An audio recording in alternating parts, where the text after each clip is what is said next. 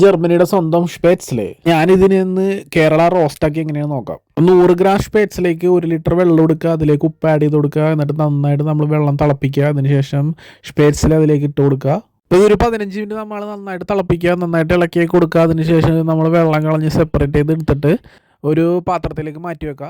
ഇതിനുശേഷം നമ്മളൊരു frying pan വെക്കുക, അതിലേക്ക് കുറച്ച് ഓയിൽ ഒഴിക്കുക. അതിനുശേഷം വെളുത്തുള്ളി, ഇഞ്ചി, പച്ചമുളക്, കുറച്ച് വേപ്പില, പിന്നെ കുറച്ച് സവാള, ഇതെല്ലാം ഇട്ട് നന്നായിട്ട് നമ്മൾ വഴറ്റിയെടുക്കുക.